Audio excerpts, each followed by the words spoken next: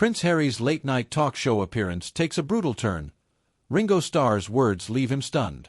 The stage was set for what was supposed to be a light-hearted conversation. Prince Harry, the Duke of Sussex, appeared on a popular late-night talk show, expecting the usual blend of friendly banter and predictable questions. But what he got was something far from scripted. In a moment that sent shockwaves through the audience and across social media, music legend Ringo Starr delivered a brutally honest reality check, one that left Harry visibly shaken. As the conversation flowed, touching on Harry's ongoing projects, his experiences in America, and his reflections on the royal family, no one anticipated the sudden shift in tone. The legendary Beatles drummer, known for his laid-back personality, seized the moment to address what many have been thinking. "At some point, you have to stop blaming everyone else and look in the mirror," Ringo said, his voice cutting through the studio like a knife. The audience gasped. Some laughed. Others applauded. But Prince Harry? He looked like he had just been struck by lightning. His face tightened, his usual confidence momentarily shattered. This was no ordinary celebrity exchange. This was a public reckoning. The moment that broke the internet. Within minutes, the clip of Ringo's blunt remark began circulating online. Social media exploded, with Twitter, or X, as it's now called, flooded with reactions ranging from disbelief to outright mockery. The hashtag Harry the Failure began trending almost instantly, fueled by thousands of users who felt Ringo had simply said what many had long suspected. Ringo Starr just did what the entire UK has been wanting to do for years, one viral post read. Another commented, "The most brutal takedown of Prince Harry in real time. He didn't see that one coming." Meanwhile, late-night television hosts replayed the moment repeatedly, some even slowing it down to capture Harry's stunned reaction frame by frame. The media frenzy was in full swing. Ringo's blunt critique, the core issue exposed. But Ringo Starr's words were not just a casual jab, they were a piercing critique of Prince Harry's public persona. Over the past few years, Harry has built a reputation around telling his side of the royal story, often portraying himself as a victim of the monarchy, the British press, and even his own family.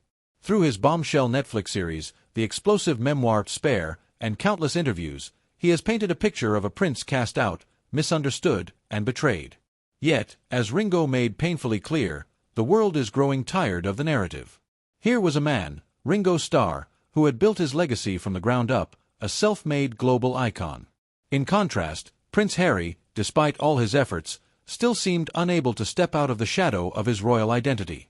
His projects, his book, even his public persona, all seemed to orbit around the same central theme, his past. And that's exactly what Ringo called him out on.